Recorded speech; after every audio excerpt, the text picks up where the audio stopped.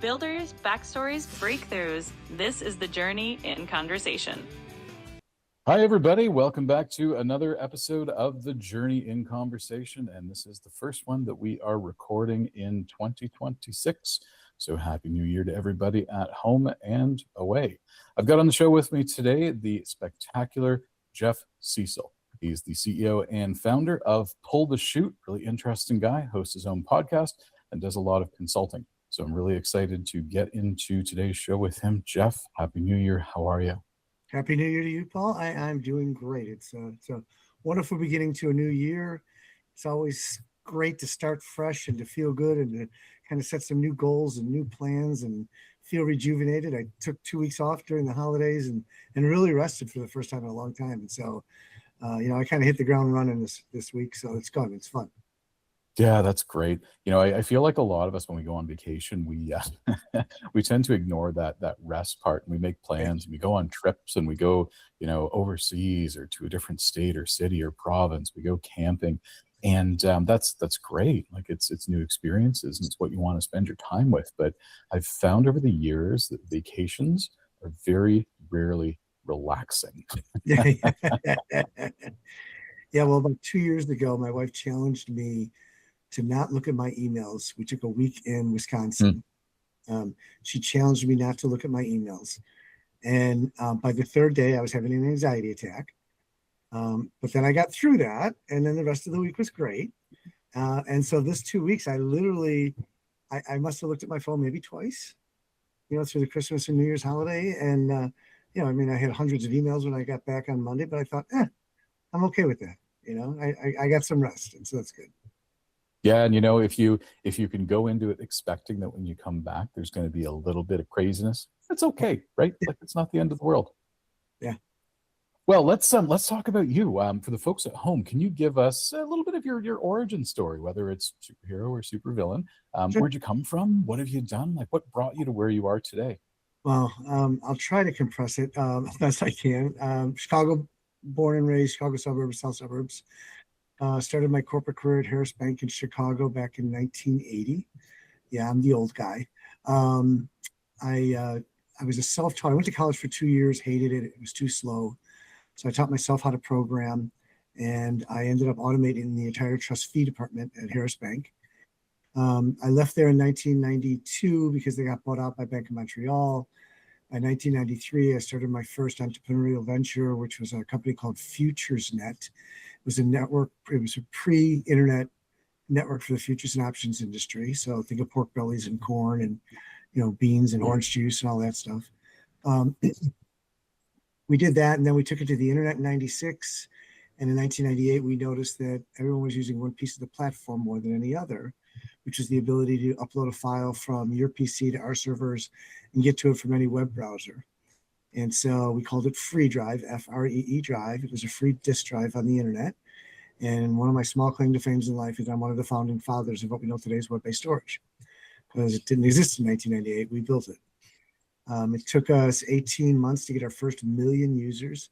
Only took 13 weeks to get the next million, 11 weeks to get the next million, 10 weeks to get the next million, and the hockey stick curve took off. By 2001, we had 18 million users worldwide. We sold the majority share to Motorola, a company called EDS out of Plano, Texas, and EMC out of Hopkinton, Massachusetts. For the next 2 years, because I was the CTO, I was the technology evangelist for FreeDrive because I knew how it all worked. I designed it. And so I traveled the country looking at new technologies that would fit into it and speaking in front of 5,000 or 5,000 people. Probably the coolest job I ever had in my life. Up till now, I love it. I mean, it was really cool. Then I went into consulting, just helping companies grow. And it started out by me automating their operations. And then I quickly learned that to make companies grow, it's not about the operations and streamlining things. It's really about taking care of your people.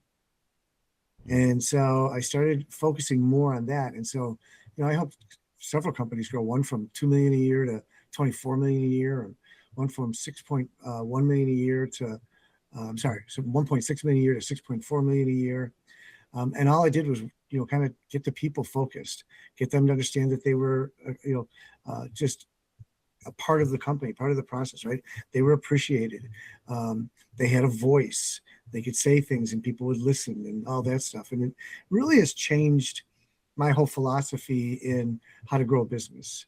You know, I mean, people say, look, you can have a great idea and a terrible, staff, and you'll never go anywhere. You can have a mediocre idea and a great staff, and you can take it to the moon and back. Right? And that's really how it works a lot of times. So so I started Pull the Chute in September of 21 after some self-reflection through 2020, like a lot of us did. And I've been consulting for a better part of 20 years. And I said, look, I don't know if the consulting's my future. What's your legacy going to be? And I said, well, what do you like to do? And I said, I love to help people and companies grow and be the best they can be. I said, okay, there's your mission statement. How are you going to do it? And I said, well, I can do it through coaching, because if I can coach, I can help more companies all at once. Consulting is one of those where you kind of get in-ground or, integrated with the whole company. I didn't want that. I wanted to be able to visit with them. So I called it Pull the Chute because I went skydiving when I was 40. And you go 14,000 feet up in a plane and you tumble out and you're falling at 120 miles an hour. And everything's happening so fast. It's hard to breathe. Won't move your hands. You're spinning out of control. Everything's happening so fast. You can't see where you're at and you can't see where you're going. But at 5,500 feet, you pull the chute. So then you can breathe again. You're in control, see where you're at and see where you want to go. And as I tell people, isn't that a lot like being in business? And isn't that a lot like life? And so my whole goal is to get people to, quote unquote, pull the chute. I try to do it once a week for an hour with most of my clients, and just have them take a breath, have them feel in control, see where they're at and see where they want to go. And, because you need to work on your business sometimes and not always be in it. And as business owners, we have a tendency to always be in it. And we say, I don't have time to work on it. And so that's what we do here at Pull the Chute. We have offices in London, Nova Scotia, Chicago, and Nashville. And we're very excited. We have our own podcast called Pull the Chute, which talks a lot about that stuff. And I have 2 books out. Sorry, you're getting the whole bits here. I have 2 books out. One was called Taking a Business to New Heights. The second one's called The New Leadership Landscape, Redefining True Leadership. And so that's how I got to where I'm at today. But you know what? It's amazing. I love it. And I'm just having a ball, just being able to take, I'm 65, I've got a lot of experience, and to be able to take that experience and just help others to grow and be the best they can be, better than, anything else in the world to me. Yeah. At some point you turn your focus, your attention to legacy. What are you going to contribute to the world, to the community around you that has lasting meaning? Right. Money's great. Don't get me wrong. Money is a nice thing. Like, having money affords you the freedom to do what you want to do, but you can't take it with you, and it's not a great scoreboard for what you leave behind. So being able to kind of transfer your experiences to other people is, it's a fantastic calling. There's some really interesting things in what you said in your introduction that I kind of want to talk about. So we're going to veer a little bit from the established format here. The first thing that stuck out to me is FreeDrive. Mid to late 90s. Interesting to me that that product existed back then. I mean, it makes perfect sense that it would. You think about the problems of portability of data and shipping data in the 90s from point A to point B, especially long distances, right? And you think about some of the challenges with bandwidth at the time. Back then you're operating on modems in kind of like commercial environments that are 56.6K over the telephone line, the landline, right? And there's long distance charges. So for a long time, companies just shipped stuff in the mail or by courier on discs, right? Kind of crazy to think. But so Motorola buys FreeDrive, and then you kind of go on this tour evangelizing FreeDrive and speaking and really looking at how to grow the technology platform.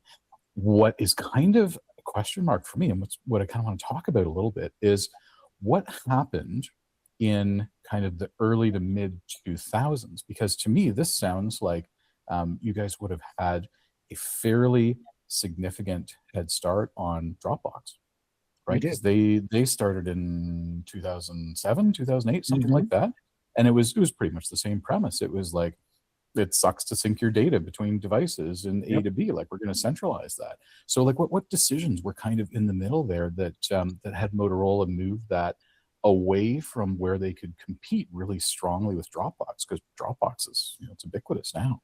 Yeah, right. And it's interesting because we were doing the same things as Dropbox. Like there was a FreeDrive folder on your computer that you just drag and drop things into, right? Just like Dropbox. I would say two things happened. One is that the internet bubble burst. So we were a little bit early. We weren't generating the revenues that we needed to generate. We were generating some revenues based on ads, but we weren't generating enough revenues. And part of the problem was, you mentioned it yourself, bandwidth, right? We were spending $500,000 a month on bandwidth, which is insane. And we were probably spending, another, for computers, for servers, we were probably spending another, $250,000 to $300,000 a month. So we raised a bunch of money. Motorola bought us out, put a bunch of money into it, but it didn't last more than 18 months. And then when they went back to the well to say, okay, we need more money, here's where we're going with it, everyone was a little bit afraid because of the internet bubble had burst. And so what's the true, quote unquote, value of this company, right? And so that was a, again, living through so many different things, that was a tough pill to swallow. It actually, FreeDrive actually got sold to XDrive, which was a competitor. And then all that eventually got sold to AOL. So the original code for FreeDrive all sits at AOL now. So, but that's kind of what happened. Yeah, timing and longevity is everything, right? So we kind of plowed the road. I mean, we had 6 million users before we had any competition worldwide, right? I mean, nobody was out there, and then there was iDrive, and then there was XDrive, and then there was, different ones like that. And what we did too is we offered, and this was really cool, we had probably 8,000 to 12,000 websites that had the ability from their website to store files in FreeDrive, but we made it look like it was, so we white labeled it. So you could go to a site, and because what it did is it would take people's attention span on websites from, 45 to 55 seconds to 3.5 minutes on average, which was huge from an advertising standpoint now, right? Because, you're doing that because they're uploading files. And so you got them, you advertise to them, and, you're making money that way. That was the key driver behind FreeDrive was the advertising piece. And we actually, one of the things that we almost got put into play was the ability to actually show commercials while the files are being uploaded. Right. So instead of just seeing this file go back and forth like it's uploading it, we were actually doing commercials in there. One of the biggest problems we ran into, though, is, as you discussed earlier, was still the era of modems. And so we didn't have high-speed internet. And so it would really slow down the upload. And so we got a lot of pushback on that. So then we had to ask people if they wanted to see the commercial, right? Versus, forcing them to see the commercial. Yeah, so, there's some interesting things there, right? Like you can absolutely be too early with a great product and a great idea, and you also think about in your case with FreeDrive, like the $500,000 a month on bandwidth costs. You throw that number out there, and depending on the size of the organization today, like if you said, "Oh, we're spending $500,000 a month on bandwidth to Netflix," they'd be like, "Hold my beer." Yeah, right. But back then, $500,000 a month on bandwidth that's a significant amount of change, and you also have to deal with like your economies of scale in hardware and the cost curve, because storage was a lot more expensive back then than it is now. So here's the number. Our very first 1 terabyte, 3 terabyte from EMC cost us $1 million for 3 terabytes of space. Then we bought a 9 terabyte machine, and it cost us $6 million, right? And so today you can get a terabyte, again, not as sophisticated, don't get me wrong, but you can get a terabyte for $100, And so those were all some of the issues, was that, we exploded, and we had the who's who as our board of directors, by the way. Andy McKenna, who ran the Chicago Cubs, Jack Sander, president of the Chicago Mercantile Exchange, Philip Flippkowski, who had Platinum Technologies. We were like the who's who of everything. We had an amazing board of directors, and they were guiding us the best they could. But we were in uncharted territories. No one really knew how to do, these guys were all business guys, right? But no one had ever done web storage before, and how do you kind of work your way through that? So, we can look at the business numbers and say, that's not making sense. But it was like, okay, how do you make it sense? Because no one's ever done it before. And that was one of the struggles, right? How do you make money? And the good news for Dropbox is that they came after us. So they saw a lot of our mistakes and they were able to kind of adjust. Yeah, second mover advantage can sometimes be a big deal, right? Like we all talk about first mover advantage being the be all end all of running down the track, right? But sometimes it's second mover advantage that really gets you to a place where you can build a big business and scale something up. There's something to be said for coming in the trailblazers' footsteps, because a lot of trailblazers, even if they're doing fantastic things, and even if they have everything right, they have all the pieces of the puzzle, they have the road figured out and charted, trailblazers will often stumble because it's like you say, it's uncharted territory. And navigating uncharted territory it's incredibly difficult, and it's scary. It's big. There's nothing to draw experience from. Yeah, I mean, think about issues that we ran into. Servers would reach a capacity of 70%. And we'd have to throw a whole line of servers on. Well, that would normally take days. We figured out through a ghost disk how to do it in hours. But again, had to figure that out, right? Load balancing, which is no big deal today. Back then, we'd have one server be at 80%, one server be at 20%. How do you balance where the calls come in from and all that stuff? We broke more load balancing softwares and hardwares through our time than I care to count on one. It was like crazy because we kept trying, and then all of a sudden, this would go wrong because the volumes were so huge. I mean, think about it. We had 18 million users, and by the time we sold it to FreeDrive, it was 28 million users, worldwide. Yeah, you think about that problem with scaling, like load balancing. Yep, absolutely. Like to some extent today, still a bit of a challenge. You need to have the right strategy in place to make it work. But we think about scaling storage capacity and memory capacity. Back then, what you're describing is, you would need to go into the data center that you owned and operated, maybe through a subcontractor or something, right? But you'd need to go in there and add the physical resources yourself, and you'd need to figure out how to plan ahead for that demand.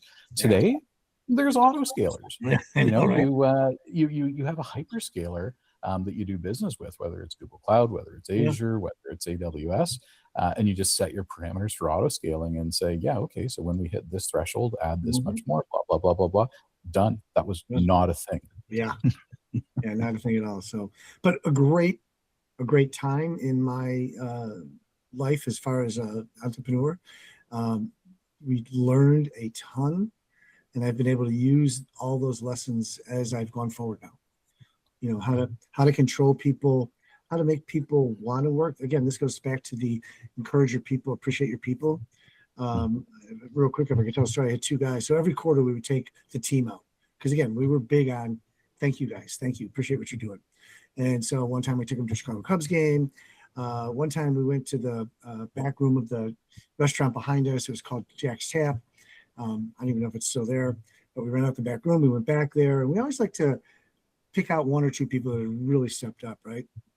And so I'm thanking them all, and I said, by the way, how many of you have worked a 40-hour work day for us? And this girl raises her hand. She goes, you mean week, right? I go, no, day. She goes, I don't know what that means.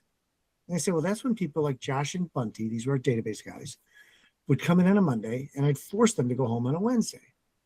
Now, I didn't ask them to stay. As a matter of fact, it was just the opposite. The story was that they came in on a Monday, and I worked the 6 a.m. to 4 p.m. shift, and my business partner, Mike, worked the noon to 10 shift. We wanted to cover a lot of hours and we allowed the programmers to come in whenever they wanted. It wasn't a 9-to-5 business, right? Because you learn some people work better at night, and great, let's do it. So I was leaving at 4 o'clock, and I looked at the guys, and I said, all right, now make sure you guys go home tonight. And they said, oh, yeah, we're working on this problem, but we'll go.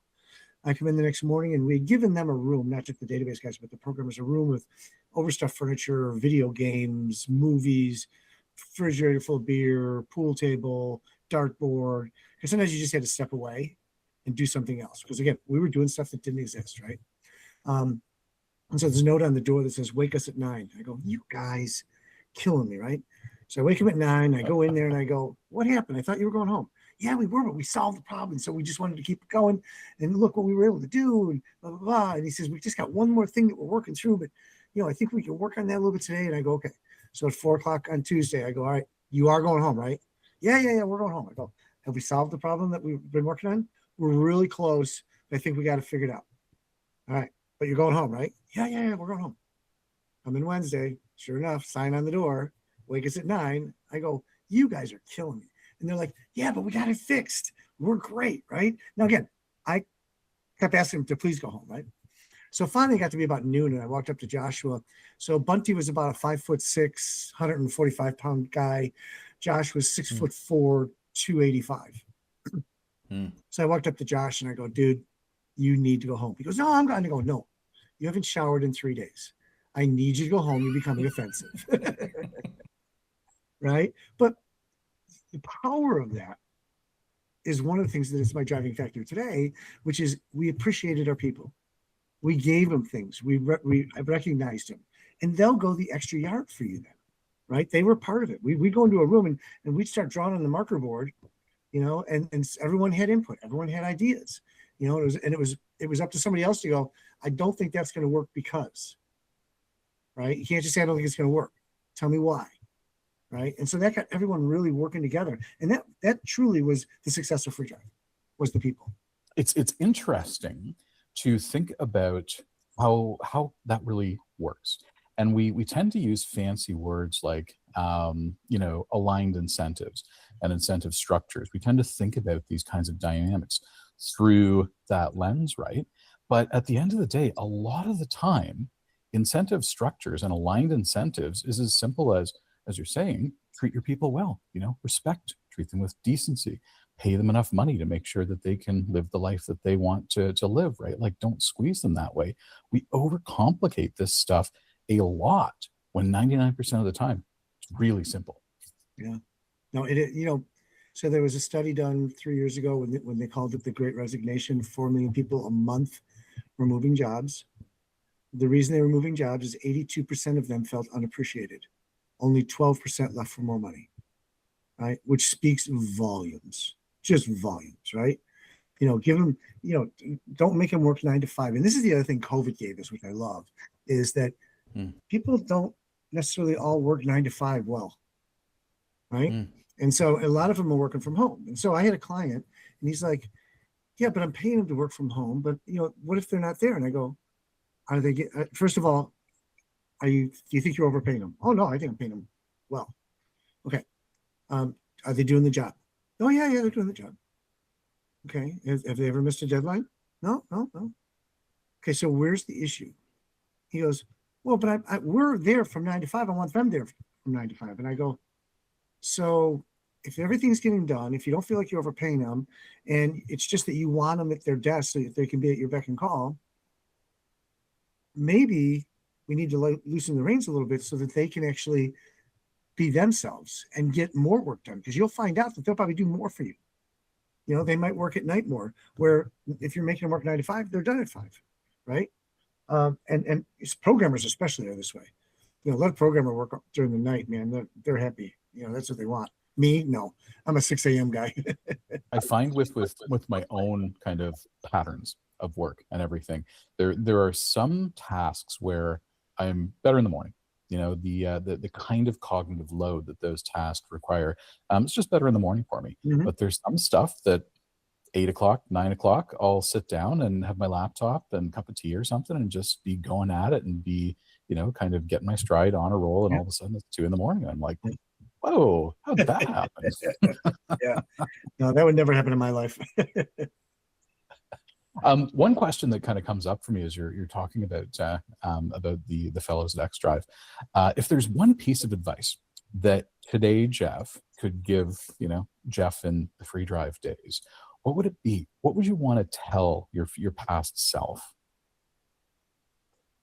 I think two things that come to mind. One is remember to stay humble and don't get overly cocky. We had the world by the short hairs, and everyone knew it. I mean, we were the darlings. I could speak in front of 5,000 people about why we had been so successful, and I did. everyone wanted to hear from us. And so when that happens, it was a little bit hard to stay humble. We thought we're impenetrable. We own this market. We have it cornered. And the second thing would have been to don't underestimate the cost. So we raised a bunch of money to grow, and so many things went wrong that we ended up spending probably twice that much, right? And so I would have said to myself, make sure you have enough for the long road, because had we had enough for the long road, I'd be sitting in a completely different place right now, right? Because we'd be Dropbox comparable kind of things, right? Now we're a flash in the pan, and half of the people haven't even heard of FreeDrive. Back then, everyone had heard of it. You got 28 million users worldwide were using this thing, and we had huge ideas to reshape the way that things worked. One of the things that we did was all the servers were in Plano, Texas. All the servers and all the storage devices were in Plano, Texas. Problem was if you were over in England, that took a while to get there, right? If you were in Asia, it took a while to get there. So my whole thought was, which exists now, let's build data centers and put all the servers and the storage closer to the big hubs. Put one in England, put one in the middle of Germany or by Germany, put one in Asia, just start putting these big hubs all over, which we call data centers today, that can do all that, and you're a lot closer, and the latency is nothing then. Because that was one of the complaints, was the latency. But again, hindsight is easy to say that. Back then, we thought we, owned the world, and I learned quickly to be humble, and not that I was overly cocky, but I just felt like we had this figured out when we really didn't. Yeah, latency is much more manageable when you're talking about a website that's sending files around that are kilobytes, right? Like an HTML document, 50 kilobytes, it's gzipped. Your latency to send something from a data center in Plano, Texas to Japan is not going to be that appreciable. Right. But when you're talking about big files, when you're talking about videos, when you're talking about like meaty PDFs that are megabytes, maybe a gigabyte, then latency starts to matter a whole lot more, because you're adding minutes and in some cases hours to that transport time for files. And for the folks at home, just some context. Jeff has said we were on top of the world. We had 28 million users. For some context, at that point in time, there were not nearly as many internet users, and the internet was not as accessible. So 28 million would have captured a bunch of the total number of addressable users worldwide. 28 million today, not a big number for users, but then, very big number of users. So just some added context for our listeners back home. That's a great point. Yeah, I had forgotten about that. Yeah. Another thing that you said earlier kind of stuck out for me. We were talking a little bit about blazing a trail and how difficult it is to do something that has never been done before. It strikes me that there are a lot of parallels between that journey that you folks would have been taking and the journey that AI companies are taking today, because they're doing things that let's face it, they're new in this context. Sure, machine learning, AI, it's been around for a while, but the modern context of general purpose transformers and kind of the associated tool sets and the models that are deployed into these hyperscalers, it's new. None of these folks are profitable. And there are also hardware considerations that kind of come into play, right? Like if we think about the hardware stuff that the AI companies are kind of doing, and you've got NVIDIA, which is now the world's most valuable company because they make these massive cluster chips, H200s are the most advanced, that are used in data centers for AI purposes. Do you ever think about that, Jeff? Like, do you draw any parallels between kind of your journey and what you read in the news about the journey of, Perplexity and Mistral, OpenAI, those kinds of guys, what they're trying to do? Yeah, it's interesting you brought that up, because I just had the conversation about a month ago with someone. We talked about this, and we said, look, we were early adopters of the internet, where people were like, what is this internet thing, right? And I'll never forget being on a panel, and my whole goal was just to educate people on what is the internet, because they had no clue, right? And again, we were such early adopters that it was great. The biggest issue that we ran into, that I see AI running into, but can solve the problems if the right prompts and questions are asked is we were inventing stuff that didn't exist to kind of plow the road, right? We were inventing the plow and the shovels and whatever, right? AI you can ask AI that question and it can probably solve it way faster where we didn't have that ability. So I think things are going to move faster. It's funny, when we were first starting to move to the internet, I wasn't sure of the internet. And so I talked to this gentleman in New York and I said, look, should we move to the internet? Is it going to be something? He said, Jeff, the internet is going to be amazing. And I said, well, like credit cards and stuff like that. He goes, look, the problem with credit cards is already solved. He goes, what you have to realize is that there's more brain power being used than ever before in the history of the world for one particular thing called the internet, right? And right now, that's probably 1,000 times with AI, because not only do we have mental people, physical people, we have AI, right? Which can do things at a fraction of what we do. I think it's gonna take a little while to tame the beast. That we got to be careful about that. We've all seen the Hollywood movies, so we don't need another Skynet. But I think if used properly, I mean, the advances that this can make go far beyond anything the internet could ever have done. Meaning, think of hospitals and health and research and all that stuff that cure for cancer. I would love that. We just got back from a funeral yesterday. My brother-in-law passed away from lung cancer, right? Well, wouldn't it be great if somebody could diagnose that right away and tell you exactly how to pinpoint it and get rid of it, right? That's the things that I look forward to AI to do that really make a difference. Everyone's going to try and make money off AI. They're all talking about it. That's great. It's the next big thing, and it is. But let's talk about the humanity side of things and how we can help humanity with AI be a better place to live. Mm-hmm. Yeah, we think about so the internet 30, 40 years ago, when it was in its infancy, it was nascent. It was very much considered by a lot of business leaders to be a bit of a luxury item. Like you say, there were a lot of folks who they didn't know what to make of it. There was a lot of kind of conversation. I was a little bit young, but I remember a lot of conversation around like, this is a fad. This will be a flash in the pan. I think you used the term flash in the pan before. It'll kind of fade out and be gone. But, it didn't. And for a while, the internet was kind of a luxury item. It was something that people could use. Like it definitely had advantages for businesses and consumers.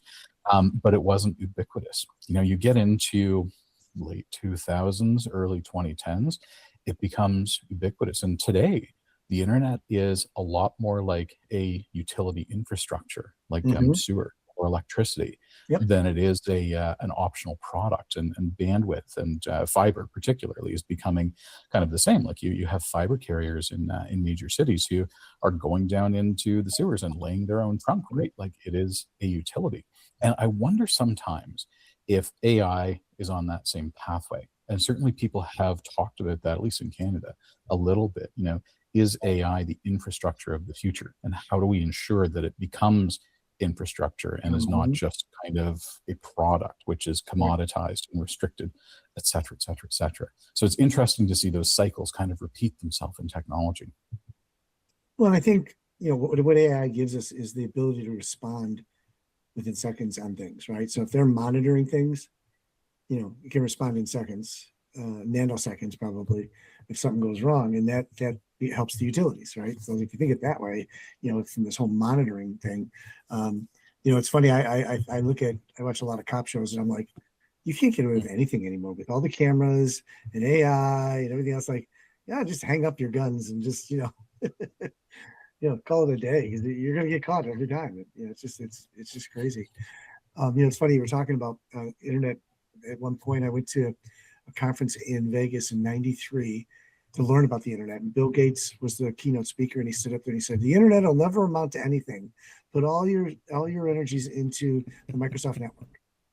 The very next year I went back and he said, we're putting all of our energies into the internet. So if you want to sign up for all of our stuff, do. And so we did. And so we basically were part of the test team where they were just throwing stuff against the wall to see what worked and didn't work. And how do you write database driven websites and things like that when it, didn't really exist. It was kind of a crazy time. Yeah.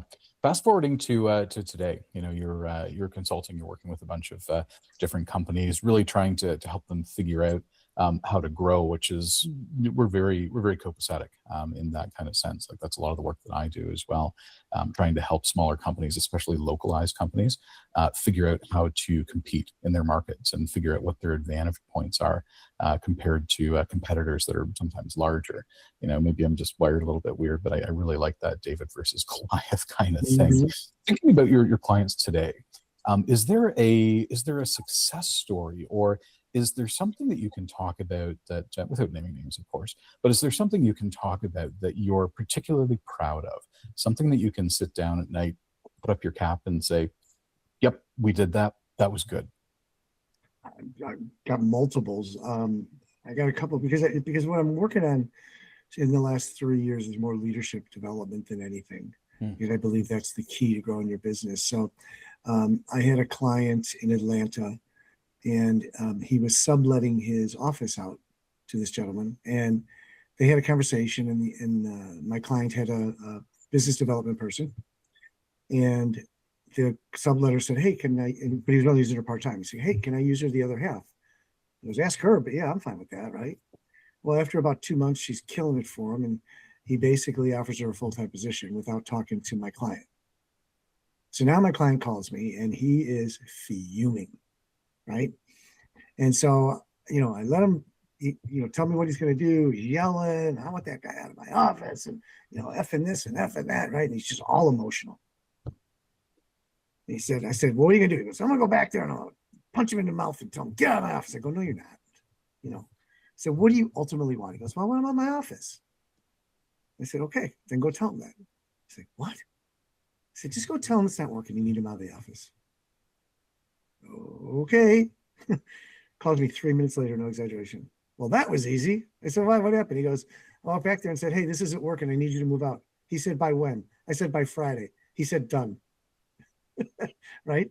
And so the reason I tell the story is that sometimes we lead with emotion, right? And so what I'm trying to get people to do is take that emotion out, get to what you ultimately want, and then address it, right? Because if you go after someone, our natural reaction is we're backed into a corner, we're going to come out fighting, right? It's just our natural reaction. So, those are some of the things. And then probably the other story that I'm most proud of is I have a client that I've had for 2.5 years now. A combination of helping him drive his business, being a better leader, identifying other opportunities, so on and so forth. He's grown his company from a $60,000 company to a $500,000 company in 2.5 years, right? And that's just because of all these little things. Again, for me, that's the one I'm most proud of, because he just didn't know where to go with things, right? And so I do think, and then it was funny, he'd say, why are we rehashing the same things? And I'd laugh at him and go, because you said we were going to do this and you did that. And until you do what we agree on, I'm going to keep talking to you about it, right? All right. And, and my goal is not to tell him what to do, but to get him to come up with something and then agree to do it, right? Mm-hmm. So I don't want to be the guy that's where he can put his finger and go, you told me to do this. Like, no.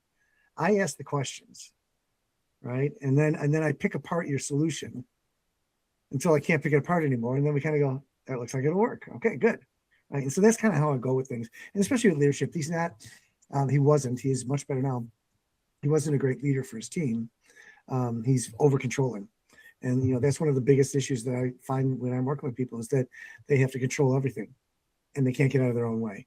And when you can't get out of your own way, you're doomed for failure. So, yeah, so there'll be a couple of things for you. Yeah.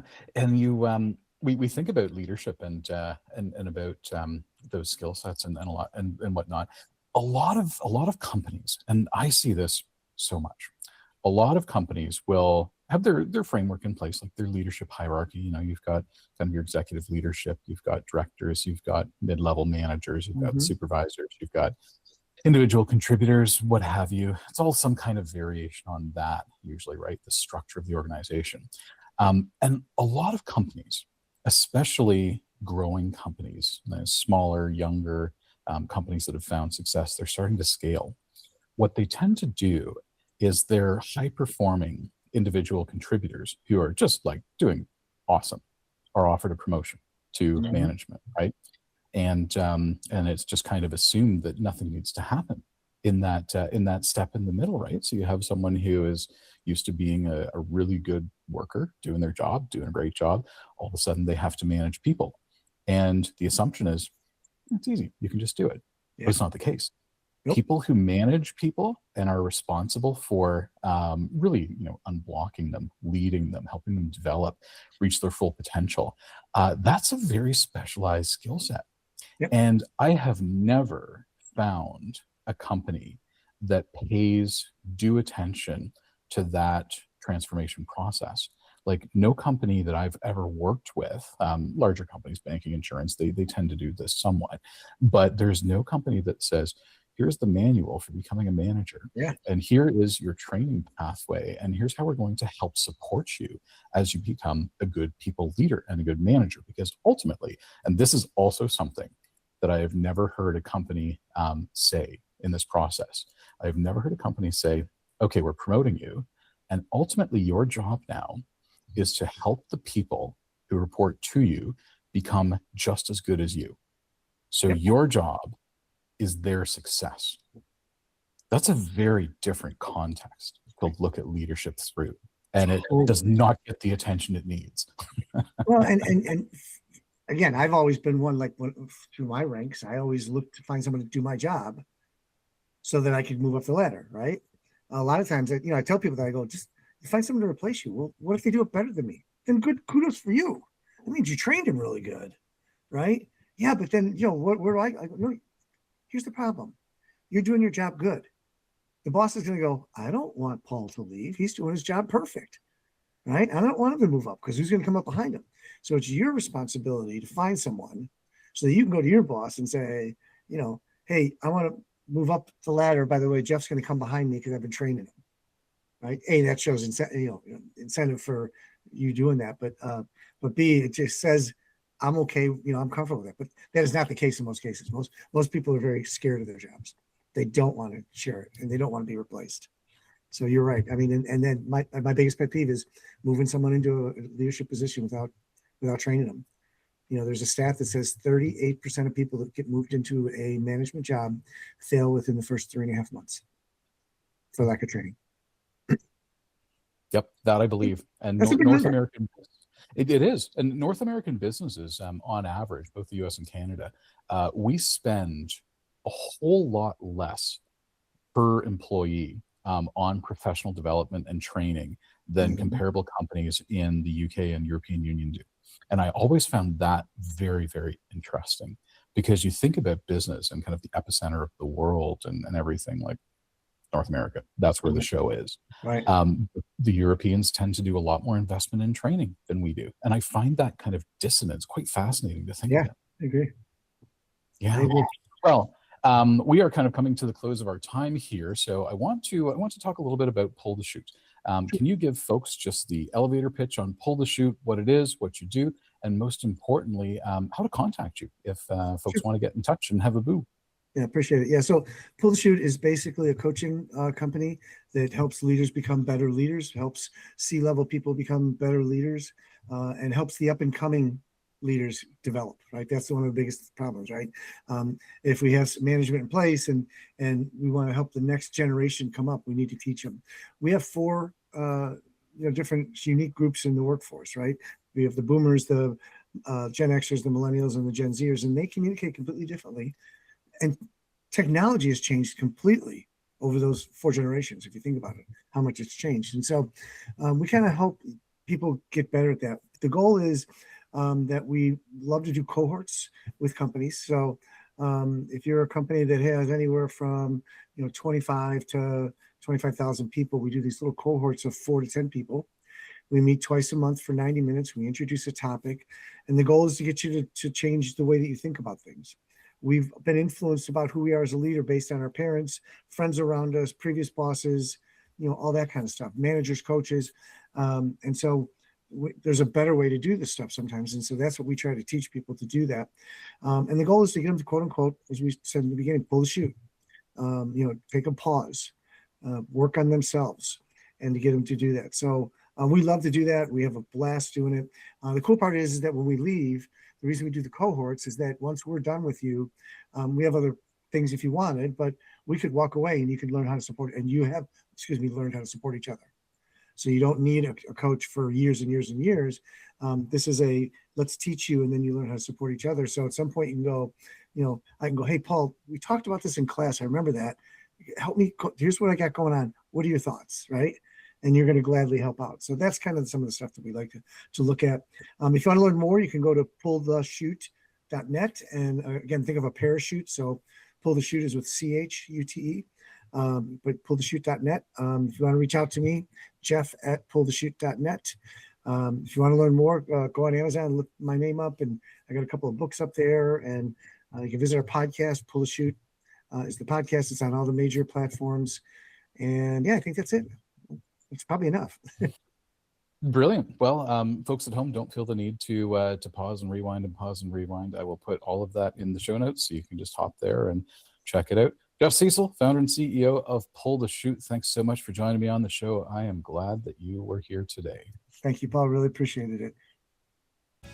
Thanks for tuning in to the Journey in Conversation. If you liked this episode, follow or subscribe so you don't miss the next one. More builders, more breakthroughs, coming soon.